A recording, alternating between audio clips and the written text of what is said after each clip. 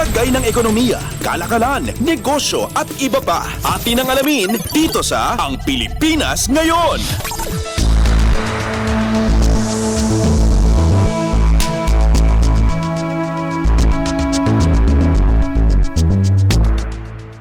Magandang araw, narito na ang mga nangungunang balita sa larangan ng pagninegosyo at kalakalan.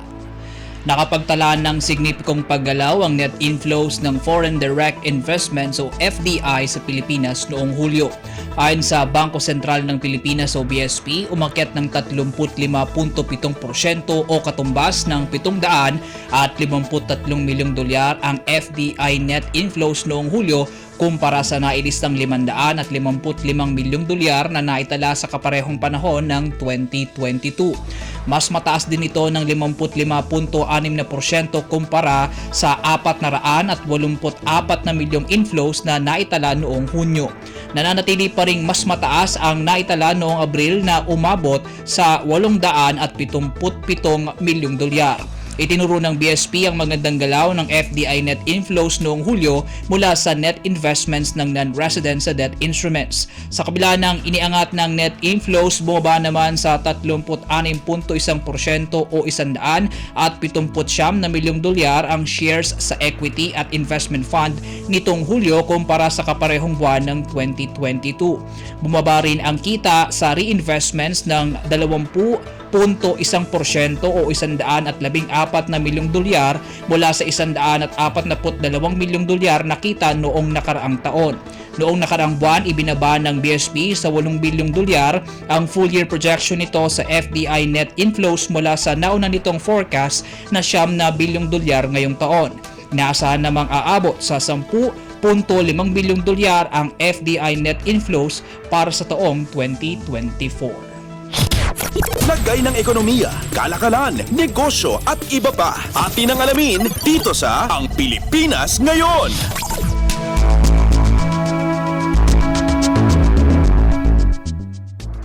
Sa iba pang balita, nananatili pa ring optimistiko ang International Monetary Fund o IMF sa pagiging isa sa top performers ng Pilipinas pagdating sa may pinakamalakas na ekonomiya sa Asia. Sa pinakabago nitong World Economic Outlook o WEO sa rehiyon, inaasahan ng IMF na lalago ng 5.3% ang gross domestic product ng Pilipinas sa pagtatapos ng 2023. Ang nasabing projection ay mababa sa target ng pamahalaan na makakuha ng 6 hanggang 7% ngayong taon at may malaking agwat kumpara sa 7.6 na expansion ng bansa noong nakaraang taon. Sa kabila ng pagbaba ng forecast para sa Pilipinas, nakikita ng IMF na isa pa rin ito sa pinakamalakas na ekonomiya sa Asia kasunod lamang ng India na may projected na GDP na 6.3% sa pagtatapos ng 2023. Sa nasabing outlook, pumapangatlo ang China at Indonesia na may forecast na 5% paglago ngayong taon, pang-apat ang Vietnam na may 4.7%, pang-apat ang Malaysia na may 4% GDP forecast, habang pang-lima naman ang Thailand na may pagtatayang paglago na 2.7% ngayong taon. Noong nakarang linggo, ipinaliwanag ni IMF Mission Chief to the Philippines, Shanaka Jayanat Peris, na sa kabila ng masiglang pagbangon ng ekonomiya ng Pilipinas mula sa pandemya, ay marami naman itong kinakaharap na global shocks.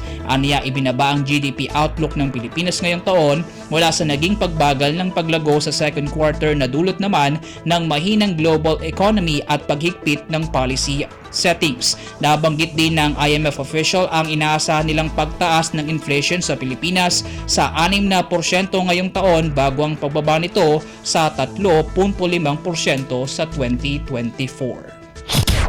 Lagay ng ekonomiya, kalakalan, negosyo at iba pa. Atin ang alamin dito sa Ang Pilipinas Ngayon.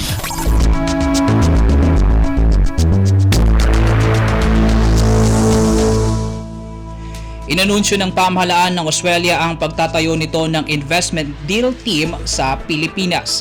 Sa pulong balitaan sa sidelines ng ika-6 na Philippines-Australia Ministerial Meeting sa Adelaide kamakailan, sinabi ni Australian Trade and Tourism Minister Don Fariel na kinokonsidera ng Australia ang Pilipinas bilang importanteng economic partner mula sa demographics nito at isa sa may pinakamabilis na gross domestic product growth sa buong mundo.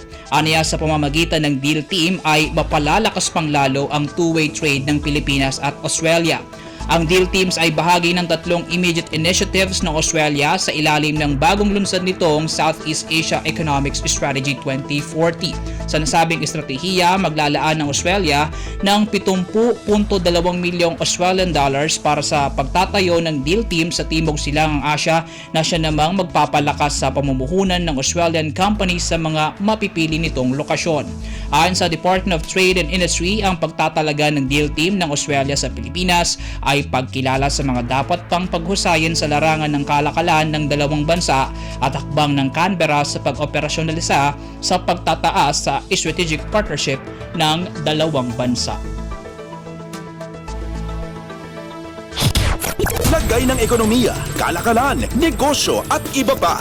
Atin ang alamin dito sa Ang Pilipinas Ngayon.